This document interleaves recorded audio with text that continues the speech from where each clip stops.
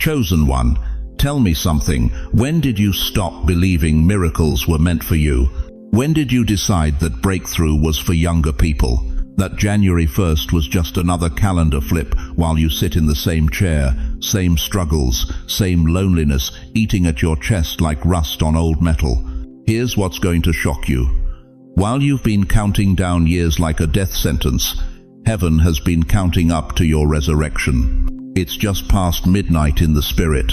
Not on your wall clock, on your destiny. Heaven's clock just struck January 1st, and the sound it made? That wasn't a bell. That was a door cracking open, a timeline splitting. And you, yes, you sitting there thinking your best days died with your spouse, your health, your hope, you're standing at the threshold. Listen to me carefully. You're not 25 anymore. Your knees pop when you stand. You take more pills than you did at dinner. Some of your friends, they're gone. And some nights you stare at that TV screen and don't even remember what you watched. The world told you to move aside, to accept your lot, to wait quietly for the end. But God is saying something that's about to wreck every lie you've believed. January 1st is not just another year, it's a new timeline, a track switch in the spirit. And if you treat it like any other day, if you let it pass like just another Tuesday, you will miss the blessing that has had your name engraved on it since before you took your first breath. Isaiah 43 says, "See, I am doing a new thing. Now it springs forth. Do you not perceive it? New, not recycled, not reheated, new." And Joel 2:25 thunders, "I will restore to you the years the locusts have eaten." Not the years you wasted, the years that were stolen from you. You think you're nearing the end. Heaven says, no, we are switching tracks, new rails, new story, new timeline. Before we go deeper, I want to pause and thank every single one of you who has supported this message through super thanks. Your generosity means more than you know. You're not just giving. You're helping spread light to others who feel alone in their calling. Whether you give or not, I'm deeply grateful for your presence here. Your support, your time, your attention, it all matters. And if this message resonates with your soul, go ahead and sow that seed of faith. But right now, if something in you is waking up as I speak, if your spirit just jumped, type, "I'm ready" in the comments. Say it out loud where you are. I'm ready for my new timeline. Because in the next few minutes, I'm going to show you the 3 signs that January 1st is opening a brand new spiritual track for your life. And the one mistake that could slam that door shut forever. Stay with me. Your new timeline is waiting. Can I ask you something that might sting? When did you stop dreaming? When did you look at your life and whisper to yourself in the dark, "This wasn't the plan"? When did you accept that this is just how it ends, sitting in rooms that used to be full, staring at phones that don't ring anymore, counting pills instead of possibilities? Let's be honest about something nobody wants to say out loud. You thought you'd be further along financially by now. You thought there'd be more in the account, more security, more cushion between you and the fear that keeps you up at 3 a.m. You thought retirement would feel like rest, not like standing in pharmacy lines, wondering if your insurance will cover what your body desperately needs. You didn't plan to be alone in this season, whether it's because they died, because they left, or because they just stopped calling you. Didn't imagine these years would be so quiet, so empty. The kitchen table, where laughter used to spill over, now holds your coffee cup and silence. The bed feels too big, the house feels too still. And some mornings you wake up and forget for just a second that they're gone, and then you remember all over again. If this is you, you're not crazy, you're not weak, you're human, and you're carrying something heavy. You carry mistakes like they're life sentences, that business that failed, that marriage that fell apart, that child you can't reach no matter how hard you try. You replay the shoulda, coulda, woulda like it's a movie stuck on repeat, and every time it plays, you see yourself as the one who got it wrong, the one who missed the mark, the one who let everyone down. And then there's the world. You turn on the news and it feels like you're watching a planet you don't recognize anymore. The language changed, the values shifted, the culture moved on, and somewhere deep inside, a voice whispers, "This world passed me by." But here's what cuts the deepest, isn't it? It's not just the body that slowed down. It's not just the circle that got smaller. It's your hope. Your hope got quieter. You've prayed. Oh, how you've prayed. You've asked God to change things, to fix things, to move things.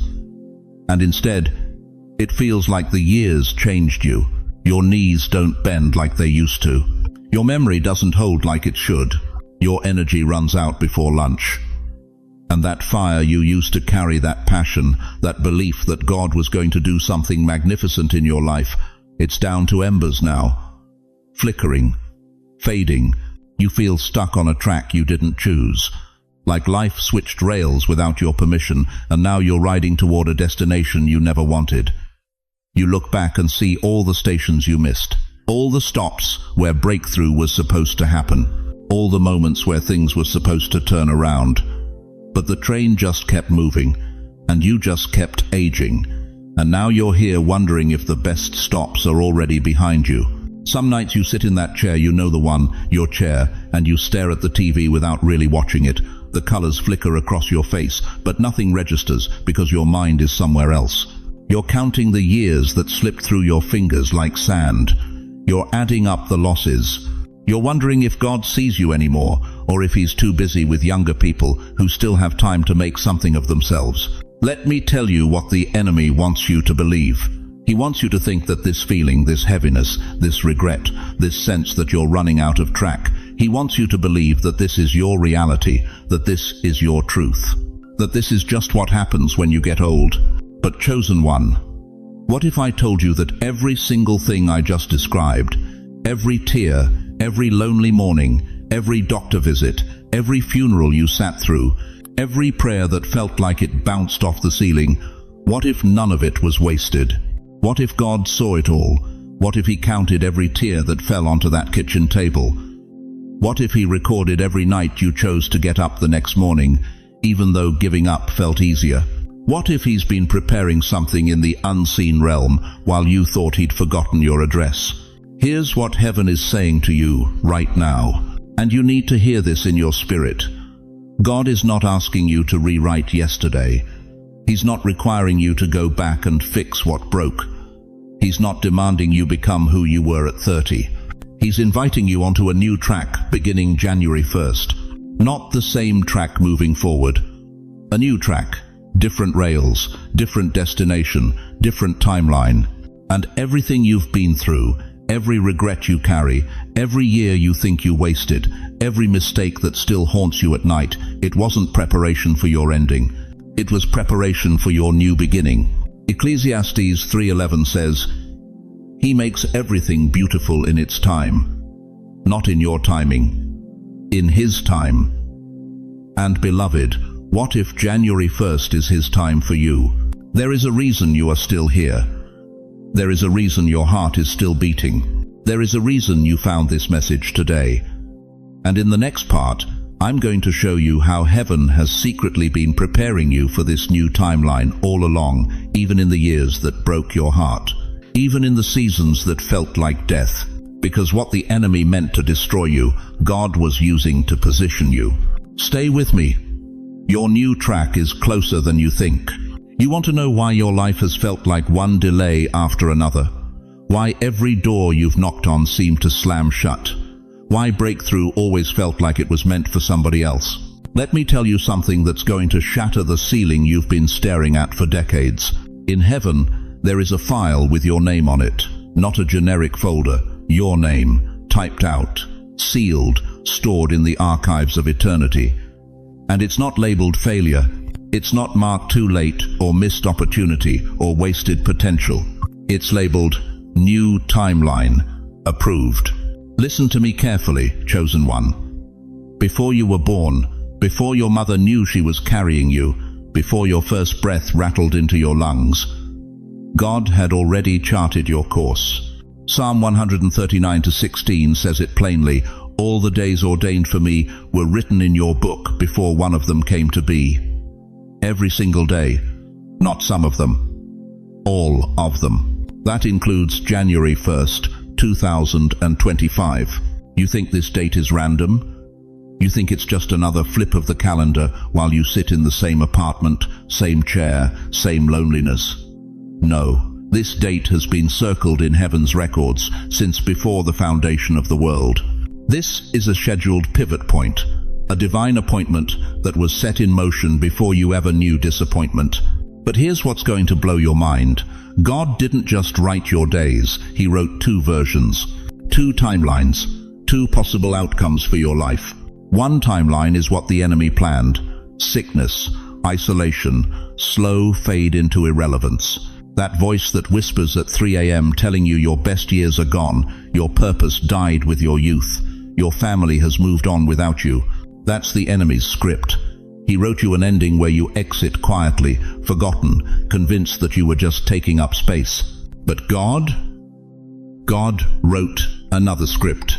Jeremiah 29:11 declares, "For I know the plans I have for you, plans to prosper you and not to harm you, plans to give you hope and a future." Hope, future, not past tense. Present continuous. Right now, at 73, at 81, at 67, and January 1st is the scene change. Let me explain this in a way that makes sense. You ever been on a train? You're sitting there, looking out the window, track after track rolling under you. Same scenery, same destination. You've accepted where you're going. But then, something happens at the station. There's a switchman. He pulls a lever. And suddenly, your train is on a different track. Same train, same you, but completely different destination. That's what a new timeline is. It's not science fiction. It's not some mystical nonsense. It's God switching the tracks of your life. New sequence of decisions. New doors swinging open. New people crossing your path. New strength flooding your body. New purpose igniting in your spirit. Different outcome than what hell had planned for you. Or think about it like this. You're driving. GPS says turn left. You miss the turn. What happens? The GPS doesn't shut down. It doesn't give up on you. It recalculates. Rerouting. New route available. That's what God does. You missed some turns, made some wrong choices, wasted some years. God is saying, recalculating. New route available. January 1st is your reset point. But here's what most people don't understand. A new timeline doesn't erase your past. It redeems it. Every tear you cried, God's been collecting them in bottles. Every closed door, He was protecting you from paths that would have destroyed you. Every year you thought was wasted, He was building something in you that the easy road could never produce. The enemy wrote one ending for you: quiet, decline, forgotten, irrelevant. But God is handing you another script, and it's got your name on the cover. And January 1st is when heaven says, action. We're filming the comeback. You need to write this down somewhere. I'm serious. Get a pen. Write it on your fridge. Tape it to your bathroom mirror. Put it in your Bible. Write these words: I am not stuck. God is switching my track on January 1st. Say it out loud right now. I am not stuck. Because, beloved, you've been living like your story is ending when God is saying your greatest chapter hasn't even been written yet. You've been accepting the enemy's timeline when heaven has been holding a different script with your name stamped across it in gold. This isn't motivational fluff. This is prophetic declaration. Your file in heaven says new timeline, approved. The train is pulling into the station. The GPS is recalculating. The switchman has his hand on the lever. But here's the danger, and this is where most people miss it. God can open a new timeline, and you can still miss it. He can pull that lever, and you can refuse to get on the new track. He can recalculate your route, and you can keep driving the old way out of habit, out of fear, out of unbelief. In the next part, I'm going to show you the 3 undeniable signs that you're standing at the doorway of your new timeline right now. And I'm going to reveal the attitudes, the habits, the mindsets that will slam that door shut and lock you into the enemy's script forever. Because if you miss this, you don't get another January 1st like this one. Now listen to me closely, because what I'm about to tell you isn't theory. This isn't some feel-good sermon to make you smile for 5 minutes, then forget. This is diagnostic. This is heaven putting a mirror in front of your face and saying, look, do you see what I see? There are 3 signs, 3 unmistakable markers that January 1st is opening a new timeline specifically for you. And if you recognize even one of these in your life right now, you need to understand something. This isn't coincidence. This is confirmation. Sign has shown. Strange restlessness you can't explain. You wake up and nothing feels right anymore. The routines that used to comfort you, your morning coffee in the same chair, your afternoon TV shows, even Sunday service, they feel hollow now. Empty, like you're going through motions in a play you never auditioned for. Some of you can't even watch television anymore without feeling agitated. You turn it on for company, and 5 minutes later you're staring at the wall, feeling something gnawing at your insides. Something you can't name. Something that whispers, there's more. There has to be more than this. That's not depression, dear one. That's not you losing your mind. That's divine dissatisfaction. God is making you allergic to the old timeline, so you'll hunger for the new one. Ecclesiastes 3:11 says, He has set eternity in the human heart. That restlessness, that's eternity kicking against the walls of your routine, screaming that you were made for more than reruns and regret. You feel like something is about to happen, but you can't explain what. You just know. In your bones, in your chest, in the way you wake up at 3 a.m., with your heart racing for no medical reason. That's not anxiety. That's anticipation. Heaven is waking you up before the alarm goes off. Sign #2. Divine interruptions are dismantling your old life. Look around at your life right now. Who's still there? What habits still work? What comforts still comfort? If you're honest, things have been falling away, haven't they? Friendships that lasted decades suddenly feel forced. People you used to call every week, you don't even think about them anymore. And it's not anger, it's not bitterness, it's just distance. Like you're being pulled onto a different frequency. Maybe the gossip that used to entertain you now makes you sick. Maybe the shopping that used to fill the void now feels pointless. Maybe the food, the TV, the distractions that used to numb the ache, they don't work anymore. Some of you had health scares that shook you awake. A heart episode, a fall, a diagnosis that made you realize your time here isn't infinite. And instead of breaking you, it woke something up. Listen to me carefully. God has been gently but firmly pulling you away from timelines that would have buried you. He's been pruning, cutting off dead branches, severing soul ties that were draining your destiny. John 15:2 says, Every branch that does bear fruit he prunes so that it will be even more fruitful. Pruning isn't punishment, it's preparation. And if your life feels lighter, lonelier, stripped down, that's because God is making room for what he's about to bring in. The divine interruptions aren't accidents, they're invitations. Invitations to stop clinging to what's dying and reach for what's being born. Sign #3, unusual sensitivity to God's voice. You're crying more lately, aren't you? Not sad crying. Something else. You hear a worship song you've heard 1,000 times, and suddenly you're weeping in your kitchen. A verse you've read your whole life jumps off the page like it was written this morning just for you. You feel convicted over things that used to slide right past. A sharp word to your grandchild. A judgment you made in your mind about a stranger. Little things that heaven is suddenly highlighting like a yellow marker on your conscience. And then there are the confirmations. Numbers that keep showing up, 111, 777, sequences that make you pause, scripture verses that appear in 3 different places in one day, strangers who say something that echoes exactly what you prayed about last night. Some of you think you're losing it. You're not. You're tuning in.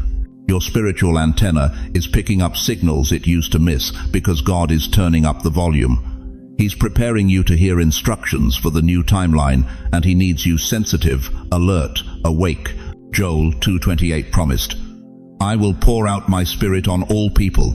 Your old men will dream dreams. Your old women will prophesy. Not might, will. God is activating the prophetic sensitivity in his remnant right now, and you're part of that remnant. If you recognize yourself in even one of these signs, do not treat this like another video. This is God waving a flag over your life. This is heaven saying, you, yes, you, I see you. I'm calling you. Wake up. Share this with one person you love who needs a new beginning. Don't keep this to yourself. And type new timeline right now if you know in your gut that God is talking directly to you in this moment. But here's the part most people ignore. Here's the part that will determine whether January 1st opens a door or slams one shut. Because you can have all three signs. You can feel the stirring. You can recognize the call and still miss your blessing. What blocks the new timeline? What's the one thing that could make you stand at the threshold and never walk through? That's what we need to talk about next. And I'm warning you now, this is going to sting. Now listen to me carefully, because what I'm about to tell you might sting, but it's the truth that could save your life. The biggest threat to your January 1st breakthrough isn't the devil. It's not your circumstances. It's not even your age. The biggest threat is the lie you've been whispering to yourself for the last 10 years. It is what it is. You know exactly what I'm talking about. That resignation that settled into your bones like arthritis. That quiet agreement with defeat that sounds like wisdom but smells like death. You've made peace with loneliness.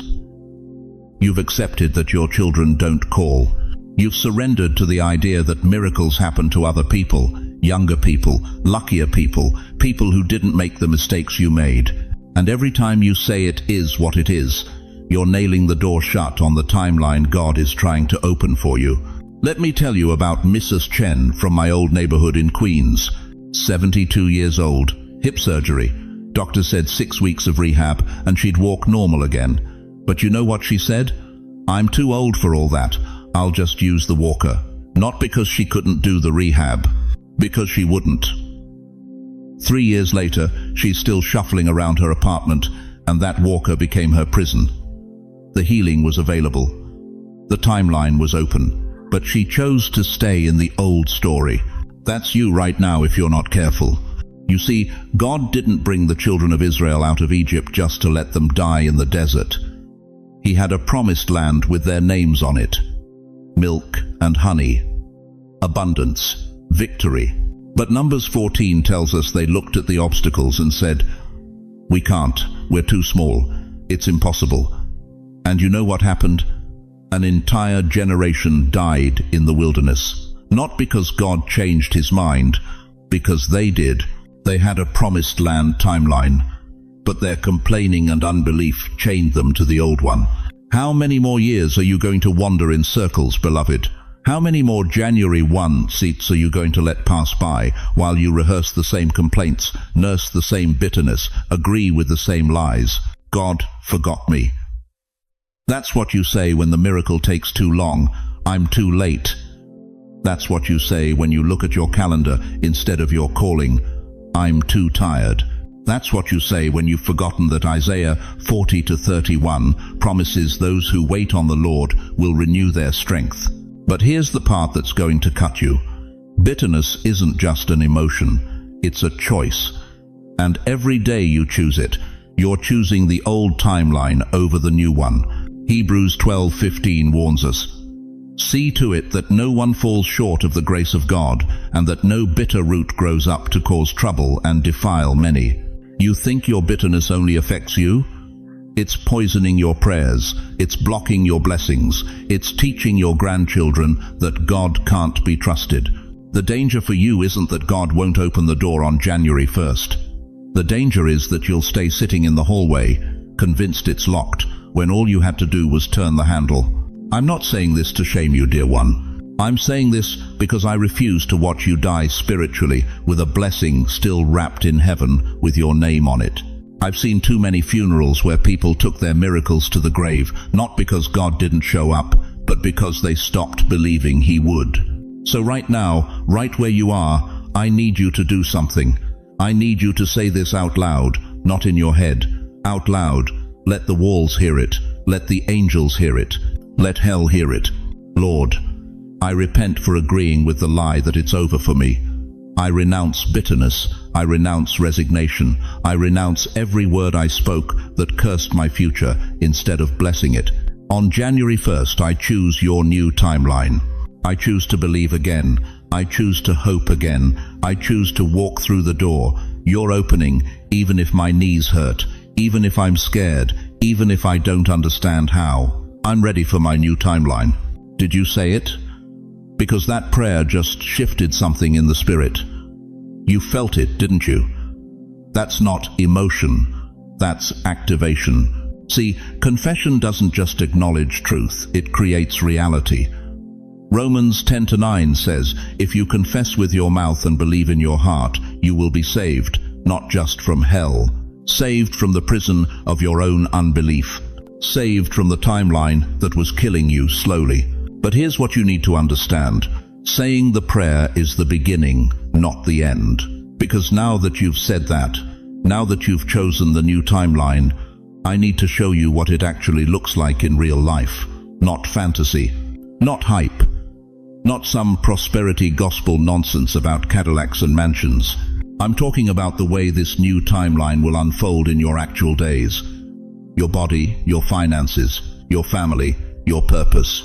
The tangible, touchable, walk it out reality of what January 1st is opening for you. And I'm going to show you exactly what to expect in the next 72 hours. Stay with me, because what comes next is the blueprint. Now listen to me very carefully, because what I'm about to show you is going to shatter every lie you've been told about your final years. You've been living like you're in the fourth quarter with 2 minutes left on the clock. But what if I told you that January 1st isn't the end of the game? What if it's half time?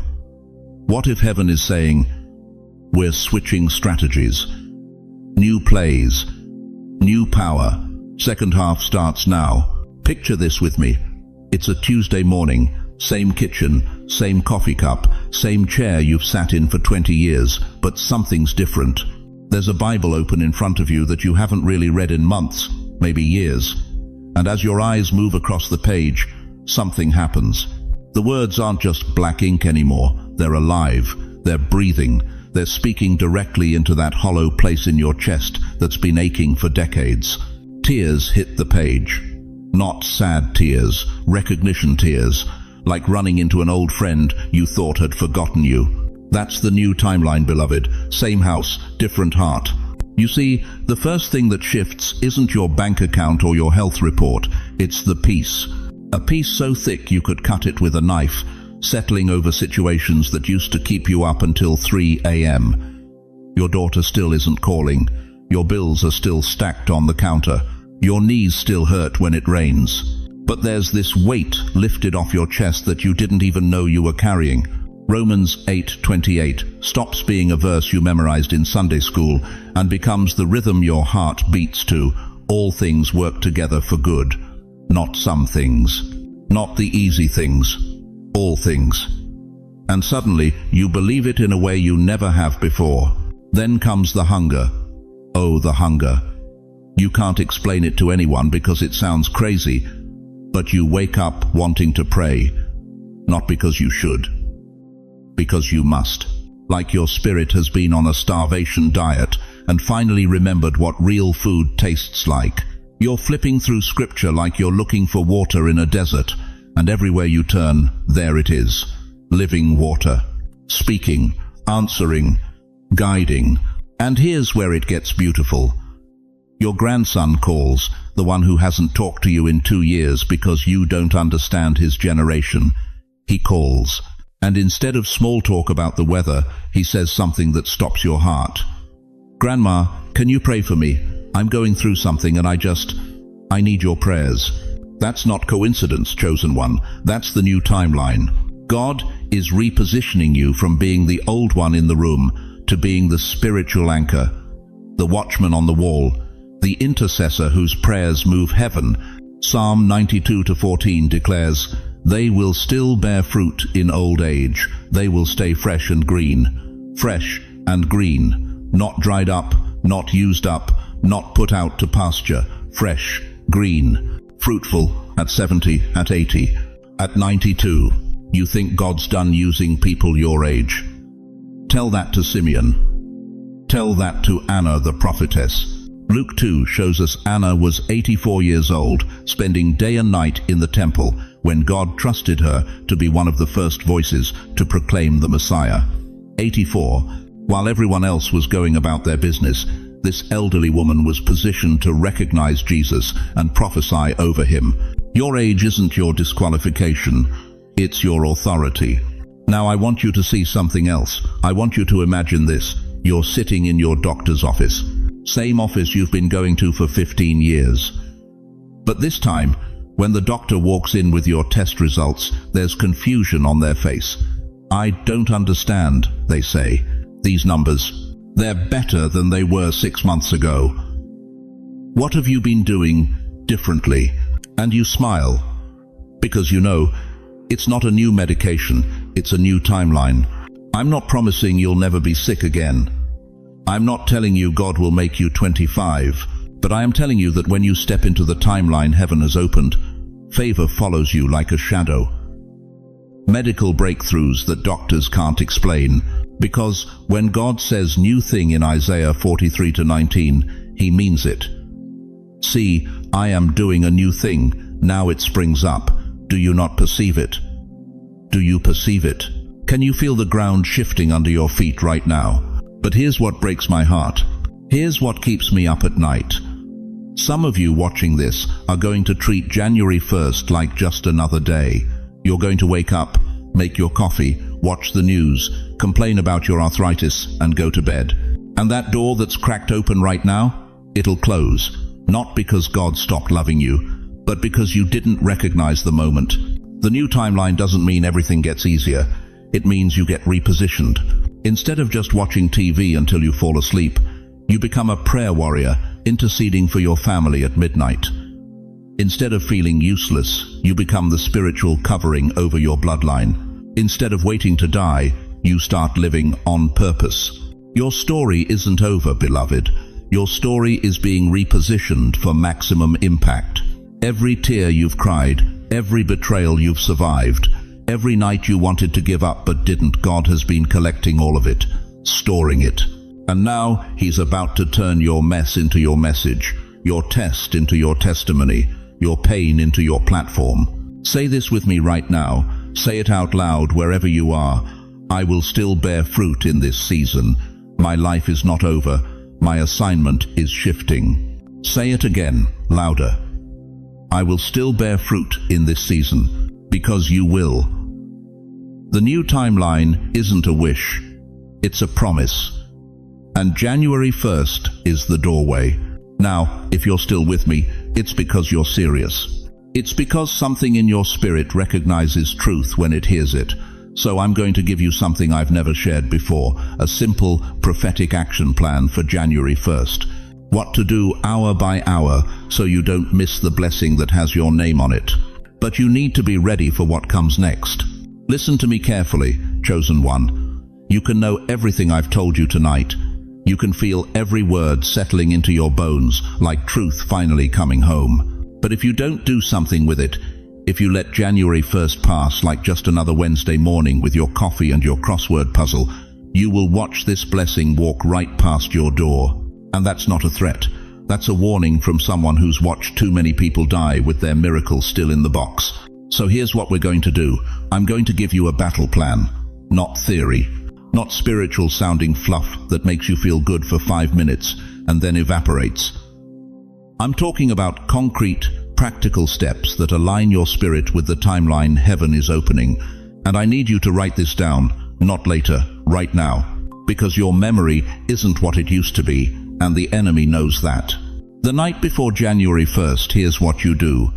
Take a piece of paper, could be the back of an envelope, could be a page from an old notebook, doesn't matter, and you write down everything you're leaving on the old timeline. I'm talking about the real stuff, the bitterness you've nursed since your daughter stopped calling, the fear that's convinced you you'll die alone, the regret that replays in your head at 2 a.m. when you can't sleep, The addiction to those pills the doctor never told you were addictive. The anger at God that you've never said out loud, but He already knows about. Write it down.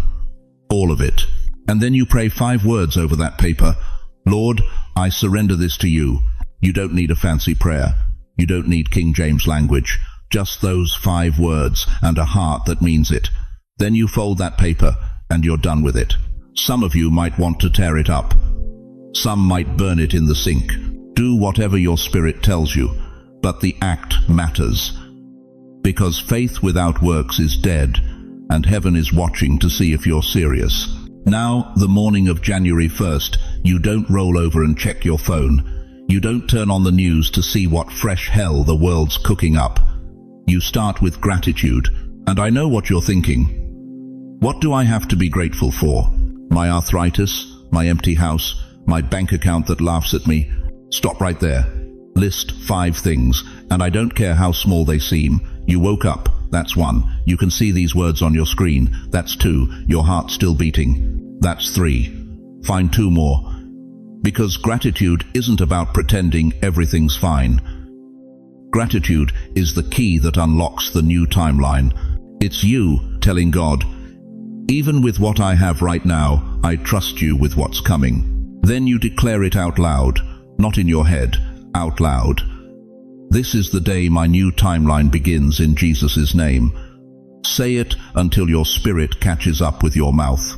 Say it until something shifts in the atmosphere of your bedroom. Then you read Psalm 92-12, 1-4. The righteous will flourish like a palm tree. They will still bear fruit in old age. They will stay fresh and green. Isaiah 43-19. See, I am doing a new thing. Now it springs up. Do you not perceive it? Joel 2:25. I will repay you for the years the locusts have eaten. Don't just read them. Let them read you. Let those words expose every lie that says you're too old, too late, too forgotten. By midday, here's what separates the ones who get it from the ones who miss it. You pick up your phone and you call one person. Just one. And you don't complain. You don't rehash your problems. You speak blessing. You tell them something you're grateful for about them. You prophesy life over their situation. Watch what happens when you become a conduit instead of a consumer. And here's the part that's going to make some of you uncomfortable. You find one object in your house that's tied to your old identity. Maybe it's a photograph that keeps you locked in grief. Maybe it's a bottle you've been meaning to throw away for 3 years. Maybe it's a piece of clothing from when you were someone you're not anymore. You take that object and you throw it away. Not hide it. Not put it in a drawer. Throw it away. Because you cannot drag the old timeline into the new one. The Israelites couldn't bring Egypt into the promised land. You can't bring your old identity into your new blessing. By evening, this is where it gets sacred. You take communion at home. I don't care if it's Wonder Bread and grape juice or a cracker and tap water. The elements don't need to be fancy. The heart does. You break that bread and you remember that Jesus broke his body so yours could be made whole. You drink that cup and you remember his blood purchased your freedom from every curse, every limitation, every generational stronghold. Then you walk through your home. You pray over your bed. Lord, let my sleep be peaceful and my dreams be prophetic. You pray over your kitchen. Let provision flow through this house. You pray over your front door. From this day forward, my home is aligned with the new timeline of God. What comes through this door comes with heaven's approval. And I know some of you are thinking, but I'm in a nursing home. I can't do all that. Listen to me. You can do every single bit of this from a hospital bed, from a shared room, from anywhere your body happens to be. Because this isn't about location. This is about consecration. God will meet you exactly where you are. If you're going to follow this action plan on January 1st, I need you to write in the comments right now, I will not miss my blessing. Flood this comment section with faith. Let heaven see an army of seniors rising up and saying, we're not done. Our timeline is shifting. Because what I'm about to do next, you cannot miss. I'm going to pray over you. I'm going to release a blessing specifically for this new timeline. And when we're done, you're going to know beyond any shadow of doubt that January 1st is your day.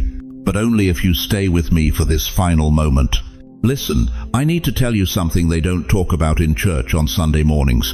Something real, something that's happening to you right now, and you thought you were losing your mind. You made a decision. Maybe it was 3 days ago. Maybe it was last week. You said yes to God. You felt something shift. You declared you were ready for your new timeline. And then, out of nowhere, everything got worse. Suddenly, that addiction you beat 20 years ago, the one you haven't thought about in decades, it's whispering your name again at 2 in the morning. Those regrets from 1987, the ones you thought you'd buried with prayer and tears, they're playing in your mind like a broken record you can't shut off. Your daughter, who hasn't called in months, suddenly calls just to pick a fight about something that happened at Thanksgiving 15 years ago. Your blood pressure spikes. Your bank account gets hit with an unexpected bill. Your car breaks down, and you sit there thinking, God, I said yes to you. Why is everything falling apart? Let me tell you what's really going on. You didn't imagine that shift. That wasn't your emotions playing tricks on you. When you said, I'm ready for your new timeline, heaven heard you. Angels moved, assignments changed. But here's what most preachers won't tell you, hell heard you too. And hell is furious. Think about it like this. You've been sitting on one set of railroad tracks your whole life. Same route, same destination, predictable. The enemy knew exactly where you were headed, nowhere that threatened his kingdom. But the moment you stepped onto that new track, the moment God switched the rails under your feet, every demon assigned to keep you stuck went into panic mode. It's a spiritual tug of war, dear one. On one side is your past, your pain, your old patterns, everything familiar, everything comfortable, everything that's kept you small and silent and stuck. On the other side is your future, your assignment, your blessing, everything you've been praying for, everything God's been preparing, everything the enemy has been trying to stop you from ever reaching. And right now, you're the rope. Let me tell you about Martha. 73 years old, widow, lives alone in Queens. She watched one of these messages 3 weeks ago, and something woke up in her spirit. For the first time in 8 years since her husband died, she felt hope again. She felt purpose stirring. She said out loud in her empty apartment, God, I'm ready to be used again. 2 days later, her son called. Hadn't spoken to him in 4 months, called just to tell her she was a terrible mother. Reopened wounds from 30 years ago. The next morning, her doctor called with test results that needed more investigation. That afternoon, she got a notice that her rent was going up $200 a month. Martha called me crying. I thought God was moving. Why is everything attacking me? I told her what I'm telling you right now. Hell does not fight what is not a threat. Let that sink deep into your spirit. The enemy doesn't waste ammunition on people who pose no danger to his kingdom. He doesn't mobilize his forces against someone who's staying on the old tracks. But the moment you step into your new timeline, the moment you become a threat to the status quo of your family's generational curses, your neighborhood's spiritual darkness, your own defeated mindset, that's when the counterattack comes. Jesus said it plainly in Mark 4. When the word of God is planted in your heart, immediately, not eventually, not someday, but immediately, the enemy comes to steal it. Not because the word is weak, because the word is powerful. And if it takes root in you, everything changes. Paul knew this when he wrote Ephesians 6. We wrestle not against flesh and blood, but against principalities, against powers, against the rulers of the darkness of this world. That argument with your daughter? That wasn't really about Thanksgiving dinner. That health scare? That's not just bad luck. That sudden financial pressure? That's not coincidence. That's warfare, and warfare means you're winning. Let's not overcomplicate this. Here's what's really happening. The old timeline is fighting back because it's losing you. Every temptation that suddenly feels louder, every past regret that replays in your mind, every surprise conflict, every out-of-nowhere crisis, it's all designed to do one thing: make you quit, make you doubt, make you think you heard wrong, moved wrong, believed wrong. The enemy wants you to step back onto the old tracks where he knows exactly how your story ends. But here's what he doesn't want you to know. The intensity of the attack is directly proportional to the magnitude of what you're about to step into. The harder hell fights, the bigger your breakthrough. The louder the warfare, the closer your blessing. Martha, she stayed on the new tracks, refused to engage with her son's bait, went to church instead of the doctor's follow-up, and had 3 people pray over her, took on extra hours at her part-time job to cover the rent increase. And 2 weeks later, her son called back crying, apologizing, asking if she'd forgive him. The doctor called to say the tests were fine, just a lab error, and her landlord called to say a grant came through and her rent was actually decreasing. But she had to stay on the tracks while hell threw everything at her. You're in that moment right now. I can feel it. The resistance you're experiencing isn't proof that God left you. It's proof that your new timeline is real. It's proof that hell is terrified of where you're headed. It's proof that you're finally becoming who you were always meant to be. The question is, are you going to let a few hard days convince you to abandon what God confirmed in your spirit? If this is describing your last few days, if you've felt the attack since you said yes to your new timeline, I need you to do something right now. Drop "I'm not going back" in the comments. Type it. Say it out loud where you are. Let your faith hear it. Let the angels hear it. And let every demon assigned to your old timeline hear it loud and clear. Because here's what they're terrified of: you staying put, you refusing to move, you standing on that new track no matter what hell throws at you. But staying on the new tracks requires something most people never master. It requires you to rewrite the script playing in your mind. Because the battlefield isn't just out there in your circumstances. The real war is happening between your ears, in the theater of your thoughts, where the old timeline keeps replaying lies disguised as your own voice. And that's exactly what we're going to dismantle next. You know what's killing your miracle before it even arrives? It's not your age. It's not your bank account. It's not even the pain in your joints that wakes you up at 3 a.m. It's the voice in your head that keeps playing the same broken record. I always mess it up. You've said that, haven't you? How many times have you stood at the edge of something new, something good, and that voice whispered, "Don't get your hopes up. You know how this ends." And you believed it. You stepped back. You let the door close. Nothing ever changes for me. That's the second track on the album, isn't it? You watch other people get their breakthrough, their healing, their provision, their restoration, and something inside you whispers, that's for them, not for you. You're different, you're stuck.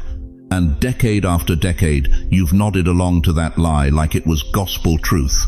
And here's the one that cuts deepest. At my age, it's too late. You've rehearsed that one so many times it feels like fact now, doesn't it? Too late for love. Too late for purpose. Too late for God to do something that would make people's jaws drop. The enemy convinced you that your expiration date passed while you were still breathing. But listen to me, chosen one. Your thoughts are like the announcements on the train intercom. If the voice keeps saying, "End of the line, everybody off," passengers will never expect another stop. They'll gather their bags. They'll shuffle toward the exit. They'll accept that the journey's over. But God is changing the announcements over your life. He's standing at the microphone of heaven right now, and he's saying, next stop, restoration. Next stop, resurrection. Next stop, the blessing you stopped believing was coming. The train isn't stopping, beloved. It's switching tracks. But if you don't change what's playing in your head, you'll get off at the wrong station. Romans 12:2 doesn't stutter. Be transformed by the renewing of your mind. Transformed. That's not a gentle suggestion, that's a demolition and reconstruction project. Your mind has been playing the enemy's propaganda for so long that you think his voice is your own thoughts. But Paul says in 2 Corinthians 10 that we have power to take every thought captive and make it obedient to Christ. Captive, like a prisoner of war. Because that's what those thoughts are, enemy combatants that have been operating behind your lines, sabotaging your faith from the inside. Let me ask you something that's going to sting. How many blessings have you talked yourself out of? How many divine appointments did you miss because you decided ahead of time you weren't qualified? How many times did God position you for breakthrough and you disqualified yourself with your own mouth before He could even move? Your words have been building your prison, and you've been living in it thinking God locked the door. But here's what the enemy doesn't want you to know. If he can't stop your new timeline, and he can't because God already wrote it, he'll try to convince you it's not real. The battlefield is your mind, but the victory is in your mouth. You don't need a theology degree to win this war. You don't need to understand Greek and Hebrew. You just need to stop agreeing with hell and start declaring what heaven already said about you. So, I'm going to give you 3 declarations, and I need you to say them with me. Don't just read them. Don't just think them. Say them out loud. Even if you have to whisper, even if your voice shakes, heaven can still hear you. Say this with me right now. I am not at the end. I am at a turning point. Say it again. Let your ears hear your own voice, speaking truth instead of defeat. I am not at the end. I am at a turning point. Now say this. I am not disqualified. I am being reassigned. Feel that? That shift in your chest? That's not emotion, that's recognition. Your spirit is waking up to what's been true all along. I am not disqualified. I am being reassigned. One more. This one's going to break something in the atmosphere over your life. My age is not a cage. It's an altar where God shows off His power. Say it like you mean it. My age is not a cage. It's an altar where God shows off His power. Moses was 80 when God said, "Now you're ready." Sarah was 90 when the impossible became her testimony. Abraham was 75 when God said, "Leave everything and follow me into your destiny." Your age isn't your disqualification. It's God's setup for a miracle so big that nobody can credit your strength. They'll have to point to heaven. But here's what you need to understand. This isn't a one-time prayer. This is daily warfare. Every morning when you wake up and that old voice tries to start the same tired announcements, you have to grab the microphone and make a new declaration. You don't need perfection. You need consistency. Every day, you're either building the old timeline or activating the new one with the words you speak over yourself. The enemy is terrified of what happens when you finally stop agreeing with him and start declaring what God already established. Because once your thoughts align with your new timeline, you become unstoppable. Now that your thoughts are starting to align with your new timeline, we need to talk about something bigger than you, the generations after you. Because what's about to happen isn't just for your benefit. You're about to become the hinge that swings open doors for people you'll never meet. That's where this gets powerful. Now listen to me carefully, because what I'm about to tell you will change how you see every single day you have left on this earth. You think this new timeline is just about you finally getting your breakthrough. You think God cracked open January 1st just so you could have peace in your final years. No, beloved, you're thinking too small. Your new timeline isn't just about you. It's about bloodlines. It's about generations that haven't even been born yet. It's about your great-great-grandchildren who will walk roads you're paving right now with your prayers, your obedience, your refusal to give up when everything in you wanted to quit. Every time you choose forgiveness, when bitterness would be easier, you're not just healing yourself. You're breaking a curse that's been choking your family tree for 70 years. Every time you fall to your knees at 3 in the morning and cry out for your prodigal son, for your addicted granddaughter, for that child who won't return your calls, you're not just praying into the void. You're shifting the entire spiritual atmosphere over your bloodline. Picture your life as a railroad track. Not the train, the track itself. And younger feet are coming behind you. Your children, your grandchildren, spiritual sons and daughters you haven't even met yet. They're going to walk on the rails you're laying down right now. Every time you obey God when it costs you something, you're moving those rails away from the cliff, away from destruction, toward safety, toward blessing, toward life. You want to know why the enemy has fought you so hard, why your life has been one battle after another? Because he can see what you can't see yet. He can see 3 generations down the line. He can see the pastor that's coming from your bloodline, the missionary, the mother who will raise children in the fear of the Lord because you broke the cycle of rage and addiction. He sees it, and it terrifies him. Exodus 20 says God shows love to 1,000 generations of those who love him and keep his commandments. 1,000 generations. Do you understand what that means? What you do on January 1st, 2025, will echo until the year 32,000. Your obedience today is shaping bloodlines you will never meet on this side of eternity. But here's what breaks my heart. Some of you have given up because your children aren't listening. They mock your faith. They roll their eyes when you mention God. They told you to stop preaching, stop praying, stop trying to save them. And you believed the lie that your prayers don't matter anymore. Listen to me. Even if your children don't listen to you, heaven does. God will take what you do with him and plant it like a seed in them. It might not sprout in their lifetime. It might sprout in their children's children, but it will sprout. Look at Timothy in the Bible. 2 Timothy chapter 1, Paul writes, I am reminded of your sincere faith, which first lived in your grandmother Lois and in your mother Eunice. Timothy's faith didn't start with Timothy. It started with a grandmother, a woman who probably never saw the full fruit of her prayers.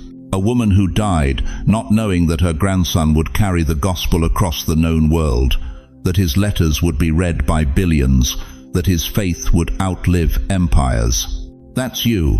You're Lois. You're Eunice. You're the grandmother, the grandfather whose prayers are writing history that won't be published for decades. Your grandson who's sitting in that jail cell right now, your prayers are already working. Your granddaughter who's living with her boyfriend, breaking your heart. Your tears are already shifting things in the unseen realm. That son who hasn't called you in 3 years, God is using your forgiveness to prepare soil in his heart that you can't see yet. You're not just an old person trying to survive your last years. You're an architect.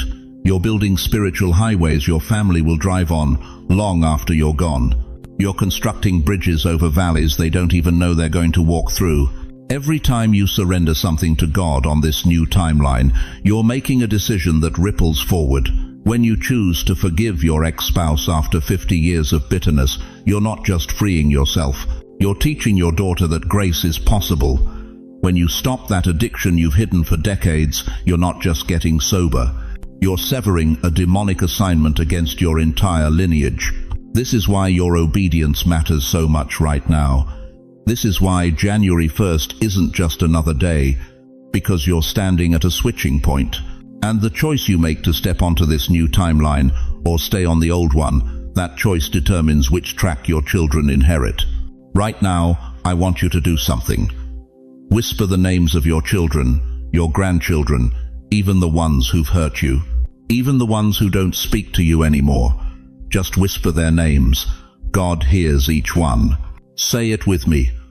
Lord, let my obedience become their inheritance. Let my surrender break their chains. Let my new timeline pave their way to you. You feel that? That weight on your chest? That's not burden, beloved. That's purpose. That's the recognition that you matter more than you ever knew. That your final years aren't your retirement from kingdom work. They're your promotion into generational impact. But I need to warn you about something. Even on a new timeline, there will be nights darker than anything you faced before. Moments when you'll wonder if you heard God wrong, if you missed the turn, if this whole thing was just wishful thinking. I need to prepare you for those nights, so you don't misinterpret them and jump back onto the old track out of fear. Now listen to me carefully, chosen one, because what I'm about to tell you might be the most important thing you hear all year. You stepped into this new timeline. You said yes to January 1st. You felt that fire ignite in your chest. And now? Now it feels like God turned off the lights and walked out of the room. The loneliness got heavier. The silence got louder. Old wounds you thought were buried 30 years ago are suddenly bleeding fresh. You lie awake at 3 a.m. wondering if you imagined the whole thing. If that moment of hope was just your mind playing tricks on an old, tired heart. And here's the question that's been eating at you. If this is a new timeline, why does it feel worse than the old one? Let me tell you something that's going to shake you. When you said yes to God's new thing, you didn't sign up for comfort. You signed up for altitude change. And altitude change always feels like death before it feels like life. Think about a plane climbing to cruising altitude. You know what happens in that cockpit? Alarms go off, warning lights flash. The engines strain harder than they ever did sitting on the runway. And for 5, maybe 10 minutes, that plane passes through heavy cloud cover. The pilots can't see the ground they left behind. They can't see the sun they're climbing toward. They're flying blind through thick, grey nothing. That middle place? That's where most passengers panic. That's where most people demand to turn around and go back to the airport. Because it feels wrong. It feels dangerous. It feels like something broke. But the presence of clouds doesn't mean the pilot got lost. It means you're in transition between where you were and where you're going. You're in the clouds right now, aren't you? And it's terrifying. Your daughter hasn't called in 3 weeks. That pain in your hip is getting worse. The check that was supposed to come didn't. You prayed this morning and heard nothing but the hum of your refrigerator. And that voice, that same voice that's been whispering lies to you for 40 years, it's back. Louder than ever. See? Nothing changed. You're still alone. You're still forgotten. You're still stuck. But David knew about this place. Psalm 23 doesn't say, I will fear no evil, because everything is going great. It says, even though I walk through the valley of the shadow of death, I will fear no evil. Through, not around, not over. Through. The valley is part of the journey, not a detour from it. And here's what breaks my heart. Some of you are about to quit. Right here, in the darkest part of the climb, you're about to unbuckle your seatbelt and demand to go back. Back to the familiar pain. Back to the comfortable misery. Back to the timeline where at least you knew what to expect. But let me ask you something that's going to cut deep. What exactly are you going back to? That marriage that ended 20 years ago? That job you retired from? That version of yourself that could still climb stairs without holding the railing? There is no going back, beloved. The door behind you is sealed. The only way out is through. Isaiah 40:31 says, those who wait on the Lord shall renew their strength. They shall mount up with wings as eagles. But notice what comes before the mounting up. The waiting, the silence, the sitting in the dark, wondering if you heard God correctly. That waiting isn't wasted time. It's the cocoon. And you can't become a butterfly by ripping open the cocoon early just because it feels claustrophobic. I know some of you cry in the dark where no one sees. God does. I know some of you talk to pictures of people who are gone. God hears those conversations. I know some of you feel like you're losing your mind because the loneliness is so thick you could cut it with a knife. But let me tell you what's really happening in this dark night.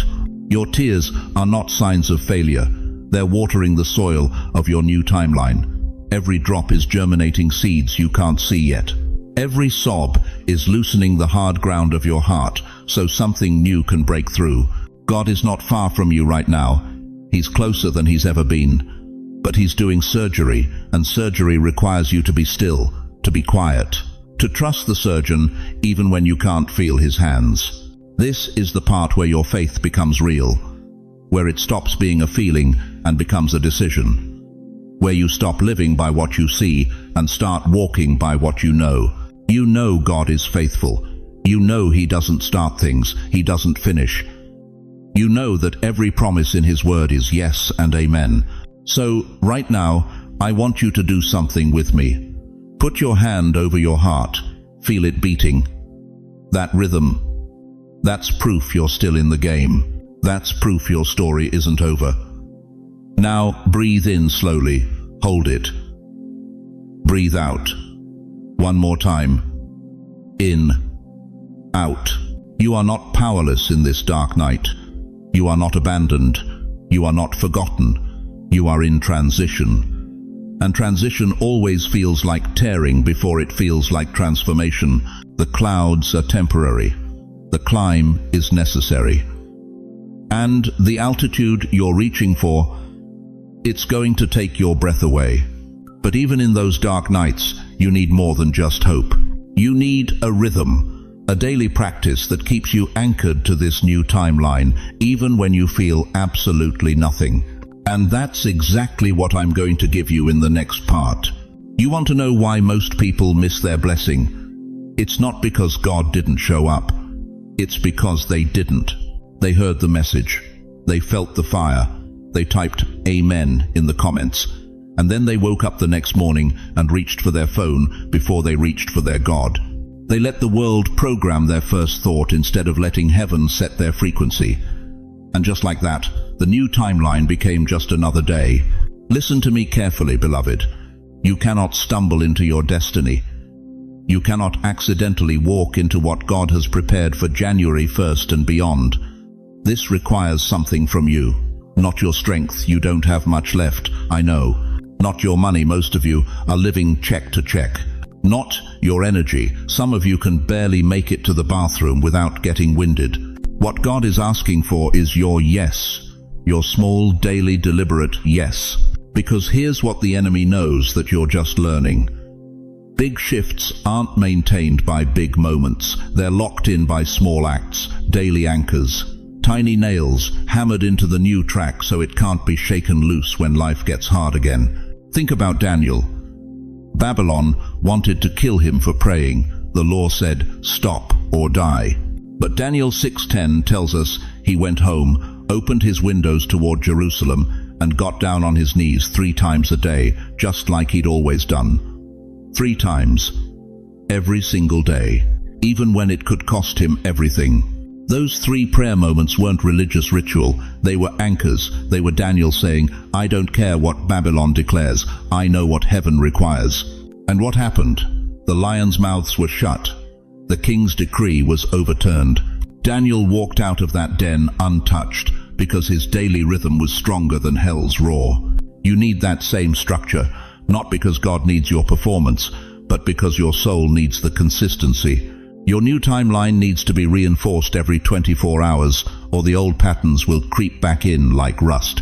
So let me give you 3 anchors, 3 nails, 3 moments every day that will lock your life into this new track God is laying for you. Morning first thought. Before you touch that remote, before you check if anyone called, before you even swing your legs out of bed, you speak one sentence out loud. Thank you, Lord, that I woke up on my new timeline. That's it, 11 words. But those 11 words do something supernatural. They remind your spirit that yesterday's limitations don't define today's possibilities. They set your frequency to heaven instead of habit.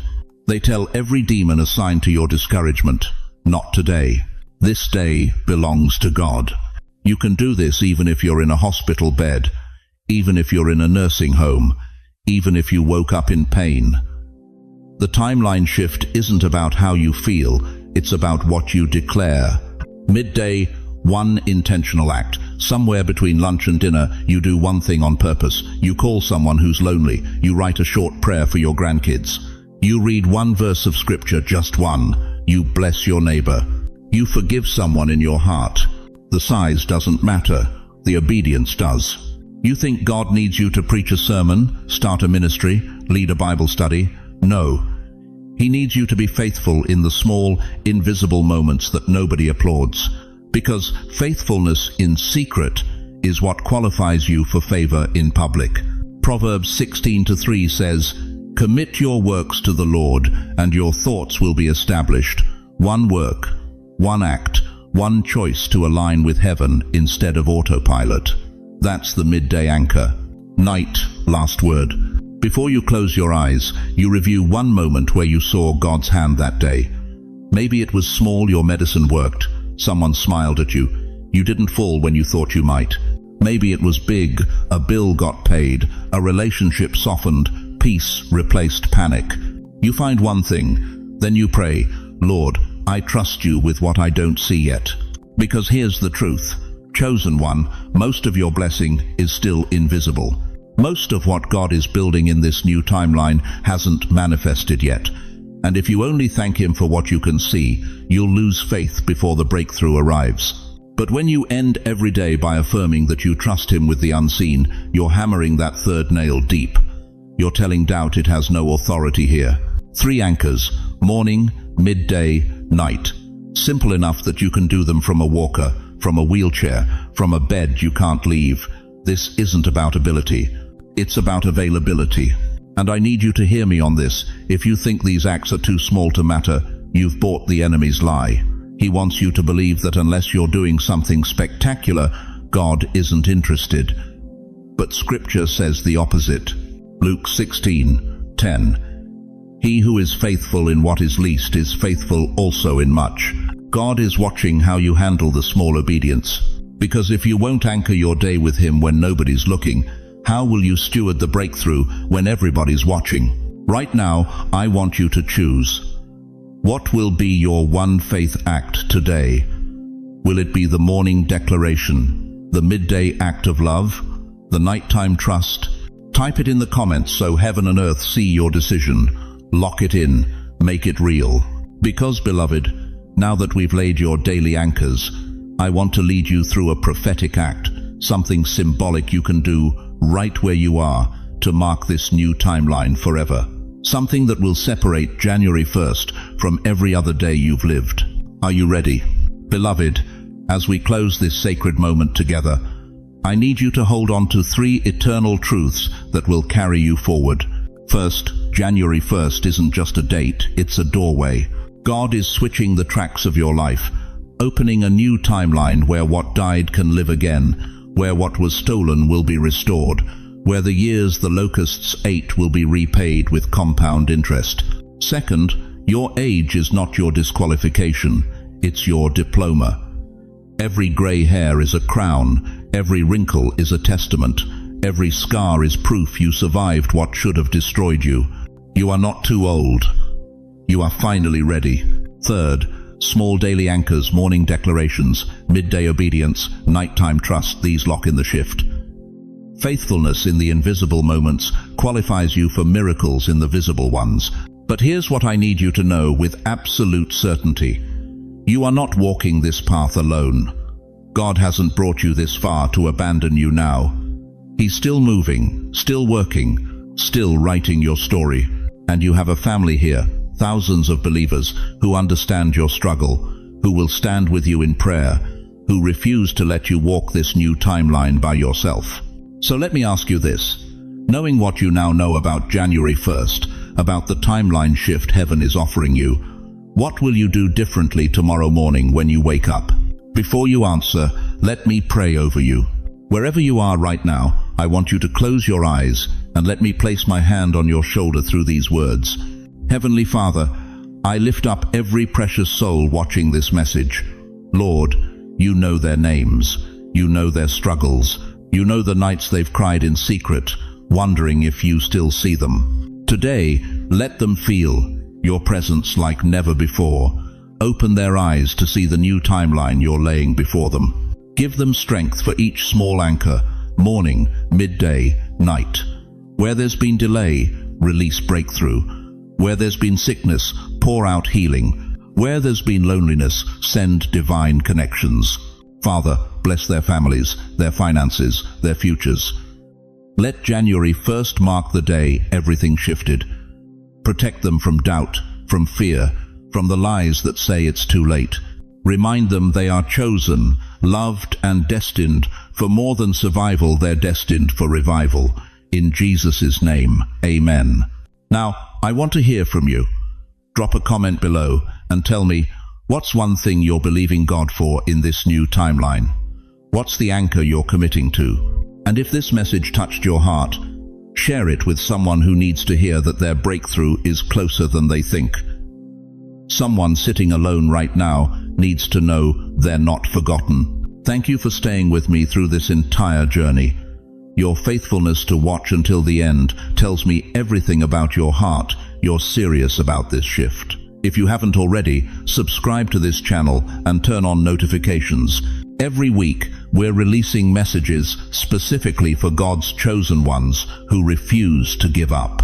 Your new timeline starts now. Walk in it with confidence.